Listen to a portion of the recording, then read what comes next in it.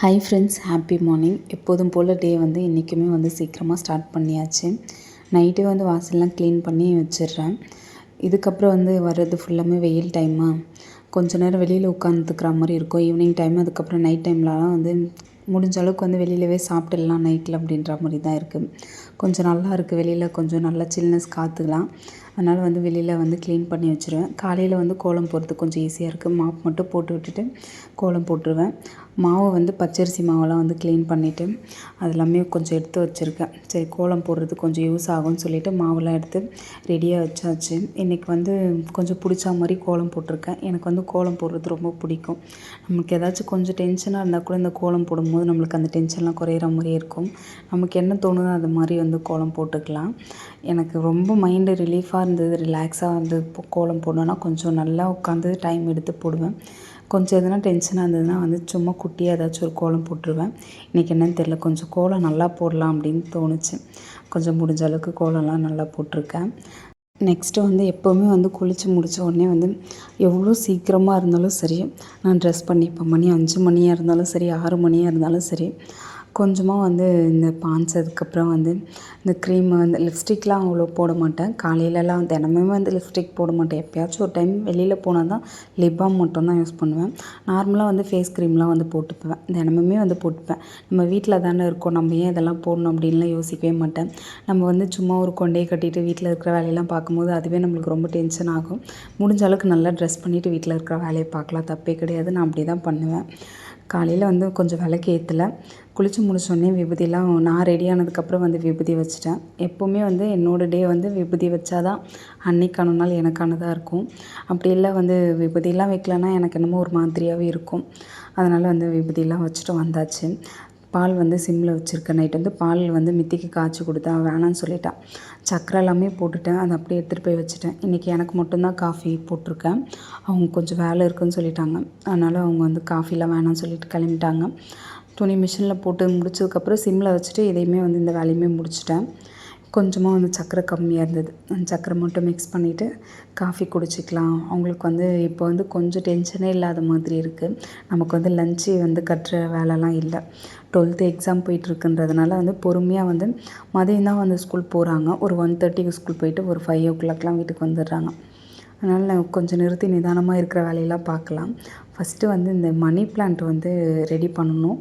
அந்த செடி ஃபுல்லாமே நல்லா வரவே மாட்டேங்குது. தண்ணி ரொம்ப அதிகமாக ஊற்றிடுறேன் போல், எனக்கு அது அளவு தெரியல. செடி இப்போ தான் வச்சு மெயின்டைன் பண்ணிகிட்ருக்கேன். அதனால் சரி, தண்ணிலாம் கொஞ்சம் மாற்றிட்டு அந்த செடியில் இருக்கிற அந்த மண்ணெல்லாம் கொஞ்சம் மாற்றிக்கலாம் அப்படின்னு சொல்லிட்டு எடுத்து வச்சுருக்கேன். ரொம்ப ஈரமாக இருக்கிறதுனாலே என்னன்னு தெரியல, செடி அந்தளவுக்கு ரொம்ப க்ரோத்தாலாம் வர மாட்டேங்குது. அந்த ஈர மண் எல்லாத்தையும் எடுத்துகிட்டு அதுக்கப்புறம் என்கிட்ட கொஞ்சம் செம்பருத்தி செடி வச்சுருந்தேன். அந்த செடி வரல, அந்த மண் கொஞ்சம் இருந்தது. அது நல்லா காஞ்ச மண் எல்லாத்தையும் ஒன்றா சேர்த்துட்டு கொஞ்சம் ஈர மண், அதுக்கப்புறம் கொஞ்சம் காஞ்ச மண் ரெண்டுமே மிக்ஸ் பண்ணிவிட்டு நல்லா உதுத்து விட்டுட்டேன். அந்த மாதிரி வைக்கும்போது கொஞ்சம் செடி நல்லாயிருக்கும்னு எனக்காக தோணுச்சு. நான் ஃபோனுமே பார்க்கல, எதுவுமே பண்ணல. சரி தோணுச்சு, மண் மட்டும் மாற்றிடும், ரொம்ப ஈரமாக இருக்கிறதுனால தான் செடி வரமாட்டேன்னா என்ன தெரியலன்ட்டு மாற்றிட்டேன். அப்புறம் புதினா செடி வச்சுருந்தேன். அதுவுமே கொஞ்சம் நல்லா இல்லை. சரி, அந்த மண்ணையும் மாற்றிக்கலாம் அப்படின்னு சொல்லிட்டு அதில் இருக்கிற மண்ணை எடுத்து உதுத்து விட்டுட்டு கொஞ்சம் கொஞ்சமாக தண்ணி ஸ்ப்ரே பண்ணிக்கலாம். அளவு தெரியாமல் ஊற்றுறதுனால தான் செடி ஃபுல்லாமே ரொம்ப வேஸ்ட்டான மாதிரி இருந்தது. செடி வைக்கிற பவுலெலாம் க்ளீன் பண்ணி கழுவிட்டேன். சரி, எப்போயோ ஒரு டைம் தான் எடுக்கிறோம், அதை கழுவி கொஞ்சம் நீட்டாக இருக்கும். அதனால் எல்லாம் க்ளீன் பண்ணிவிட்டு தண்ணி இதுக்கப்புறம் கொஞ்சம் கொஞ்சமாக ஸ்ப்ரே பண்ணிட்டாலுமே நல்லாயிருக்கும்னு நினைக்கிறேன்.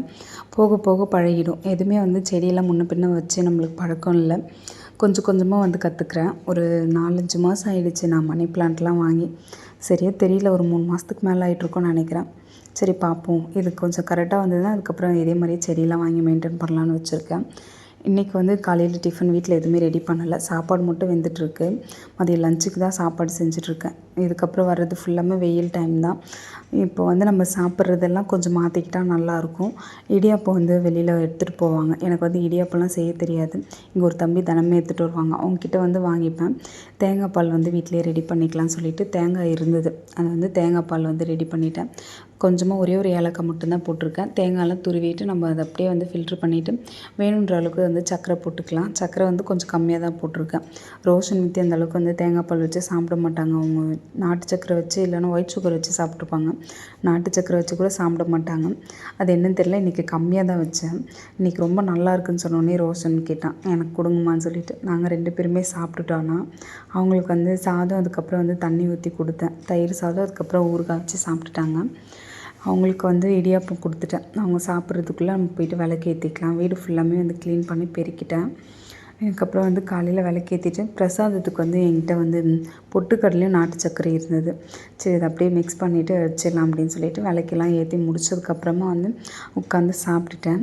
சாப்பிட்டதுக்கப்புறமா வந்து லஞ்சு தான் ரெடி பண்ணணும். இன்றைக்கி வந்து சேப்பங்கிழங்கு குழம்பு தான் வைக்கலாம், காரக்குழம்பு வைக்கலான்னு சொல்லிட்டு தான் ரெடி பண்ணிகிட்ருக்கேன். ரொம்ப நாள் ஆகிடுச்சு. இந்த சாப்பாடு வேக வச்சேன் பார்த்திங்களா, அப்போயே வந்து இந்த சேப்பங்கிழங்கு வந்து வேக வச்சுட்டேன். சரி, எனக்கு என்னன்னு தெரியல, திடீர்னு வந்து அதை சாப்பிட்ணுன்னு தோணுச்சு. எனக்கு ரொம்ப பிடிக்கும், அதனால் வந்து வச்சுருக்கேன். ரோஷனுக்கும் மித்திக்கும் வந்து அந்த காய் வந்து அவிச்சிட்டு நம்ம அதை ஃப்ரை பண்ணி கொடுத்தா அவங்களுக்கு பிடிக்கும். அதனால் அவங்களுக்கு மட்டும் ஒரு 4-5 காய் அப்படியே வச்சுருக்கேன். சரி, அடுத்த நாள் செஞ்சுக்கலாம் அப்படின்ட்டு. முட்டை வந்து வேக வச்சுருக்கேன். நான் வந்து இன்றைக்கி முட்டை சாப்பிட மாட்டேன். சரி, அவங்களுக்கு மட்டும் இருக்கட்டும் அப்படின்னு சொல்லிவிட்டு அவங்க 3 பேருக்கு வச்சுட்டு புளி வந்து ஊற வச்சுருக்கேன். ரோஷன் மித்தி 2 பேருமே வந்து தயிர் சாதம் தான் சாப்பிட்டாங்க காலையில். அந்த தயிர் கொஞ்சம் வச்சுருந்தாங்க. சரி, அதை அப்படியே கொஞ்சம் மோர் வந்து மிக்ஸ் பண்ணிக்கலாம் அப்படின்னு சொல்லிட்டு தண்ணியெலாம் ஊற்றிட்டு மோரை வந்து அடித்து குடிச்சிட்டேன். கடுகு வந்து வீட்டில் தீர்ந்து போயிடுச்சு. சரி, அது கடுகு, அதுக்கப்புறம் வெந்தயம், சீரகம் எல்லாம் 3மே வந்து மிக்ஸ் பண்ணிவிட்டு வச்சுக்கலாம். வெறுமனே கடுகு மட்டும் வச்சுக்க மாட்டேன். உளுத்தம் பருப்பு வந்து கொஞ்சம் போட்டுப்பேன். இதெல்லாமே வந்து மிக்ஸ் பண்ணி கடுகு வந்து ரெடி பண்ணி வச்சுட்டேன். இன்றைக்கி வந்து மண்சட்டியில் வச்சுக்கலாம். இதை வந்து காஞ்சிபுரத்தில் வாங்கிட்டு வந்த மண்சட்டி அவ்வளோ சூப்பராக இருந்தது. எப்போவுமே வந்து மண்சட்டியில் வந்து அதிகமாக குழம்புலாம் வந்து வச்சுப்போம். பெரியபாளையத்துக்கு போகும்போது தான் வாங்கிட்டு வருவோம். இந்த டைம் வந்து ஊருக்கு போகும்போது காஞ்சிபுரத்தில் வாங்கிட்டு வந்தோம். அவ்வளோ நல்லா இருந்தது. இங்கே பெரியபாளையத்தை வாங்கிட்டு வர்றதை விட மண்சட்டி இங்கே வாங்கிட்டு வந்தது நல்லா இருந்தது. கொஞ்சம் டவுட்டாக வாங்கிட்டு வந்தேன், நல்லா இருக்குமா என்னன்ட்டு. ஆனால் சூப்பராக இருந்தது. காரக்குழம்பு வைக்கிற மாதிரியே தான் நம்ம வச்சுட்டு கடைசியாக வந்து தேங்காய் அரைச்சி ஊற்றிக்கிட்டு அவ்வளோ நல்லாயிருக்கும். எங்களுக்கு பிடிக்கும்ன்ட்டு தேங்காய் வச்சுருக்கேன். அப்படி இல்லைனா நம்ம வெறுமனே கூட வச்சுக்கலாம். இன்றைக்கி ஸ்நாக்ஸுக்கு வந்து ஸ்வீட் போண்டா தான் பண்ணியிருக்கேன். வாழைப்பழம் வந்து வீட்டில் யாரும் சாப்பிட மாட்டாங்க. வாரத்தில் ஒரு டைம் வந்து வெள்ளிக்கிழமை சாமி கும்பிடுவாங்க பார்த்திங்களா, அவங்க ஆஃபீஸ்லேருந்து எடுத்துகிட்டு வருவாங்க. அந்த பழம் வேஸ்ட் ஆகக்கூடாதுன்றதுனால வந்து வாரத்தில் ஒரு டைம் வந்து இந்த கோதுமை மாவுலாம் போட்டு வெல்லம், அதுக்கப்புறம் வந்து வாழைப்பழம், கொஞ்சமாக வந்து பேக்கிங் சோடா இல்லைனா பேக்கிங் பவுட்ரு போட்டுக்கலாம். நான் வந்து பேக்கிங் பவுட்ரு தான் வச்சுருக்கேன். பேக்கிங் சோடா இல்லை வீட்டில், அதனால் வந்து ப்ரௌனிலாம் ரெடி பண்ணும்போது வச்சுருப்பேன். அதை அப்படியே மிக்ஸ் பண்ணிவிட்டு கொஞ்சமாக ஒரு பிஞ்ச் அளவு சால்ட்டு போட்டு பிசைஞ்சிட்டு ஸ்வீட் போண்டா வந்து ரெடி ஆகிடும். ரோஷன் மித்தி 2 பேருக்குமே வந்து லஞ்ச் ரெடி பண்ணி அவங்களுக்கு கொடுத்து அனுப்பிச்சிட்டேன். சாப்பிட்டுட்டாங்க. முட்டை வச்சு கொடுத்துட்டேன். அவங்க போனதுக்கப்புறம் வீடு இப்படி தான் இருந்தது. நோட்டு, புக்கு எல்லாமே வந்து ஃபுல் டே நினச்சிட்டு அவ்வளோ புக் எடுத்துகிட்டு போனான். அதுக்கப்புறம் கேட்டதுக்கப்புறமா தான் புக்கெல்லாம் பாதி வச்சுட்டு போயிட்டான் மித்தி. இதை பார்க்கும்போதே கொஞ்சம் தலை சுற்றுது. கொஞ்சம் எனர்ஜியாக வந்து ஜூஸு குடிச்சிட்டு வேலையை பார்ப்போம் அப்படின்னு சொல்லிட்டு வாட்டர் மெலன் ஜூஸ் வாங்கிட்டு வர சொல்லியிருந்தேன். அவங்களுமே வந்து வாங்கி கொடுத்துட்டு மதியம் லஞ்ச் வந்து சாப்பிட்டுட்டு கிளம்பிட்டாங்க. சரி, இதுக்கப்புறம் வந்து வீடு க்ளீன் பண்ணிக்கலாம் அப்படின்னு கொஞ்ச நேரம் அமைதியாக படுத்துட்டு இருந்தேன். இது எப்படி க்ளீன் பண்ணுறதுன்னு தெரியலன்னு சொல்லிட்டு துவைச்ச துணி, துவைக்காத துணி எல்லாமே வந்து ஒன்றா வந்து போட்டுருந்தாங்க. அவங்க 2 பேர் வீட்டில் இருந்தாங்கன்னா நம்ம எவ்வளோ சத்தம் போட்டிருந்தாலும் ஒரு சில டைம்லாம் கேட்கவே மாட்டாங்க. ரோஷன் வந்து ஏதோ ஒரு ட்ரெஸ் எடுக்கிறேன்னு சொல்லிட்டு எல்லா ட்ரெஸ்ஸுமே இழுத்து போட்டுட்டான். அதனால தான் இவ்வளோ துணி வந்து வெளியில் இருந்தது. அவங்களோட ஷெல்ஃபை மட்டும் க்ளீன் பண்ண சொல்லிவிட்டேன். நேற்றே வந்து க்ளீன் பண்ணி வச்சுட்டாங்க. சரி, அப்படியே வந்து இந்த துணியெல்லாம் மடித்து எடுத்துகிட்டு போய் வச்சிரும் அப்படின்னு சொல்லிட்டு வச்சுட்டேன். என்னோடய ட்ரெஸ்ஸுமே மடித்து வச்சுட்டேன். அதுக்கப்புறம் வந்து இந்த ஃபிஷ் டேங்க்காண்ட வந்து தினமுமே க்ளீன் பண்ணுவேன். ஆனால் தினமுமே ஏதாச்சும் ஒன்று வச்சுட்டே இருப்பாங்க. சரி, நானும் சலிக்காமல் வந்து அதெல்லாம் க்ளீன் பண்ணிகிட்டு இருப்பேன். அது அப்படியே வந்து குப்பையாக வச்சுருந்தாலுமே அப்படியே தான் இருக்குது. அது யாருமே எடுத்து க்ளீன் பண்ணவே மாட்டாங்க.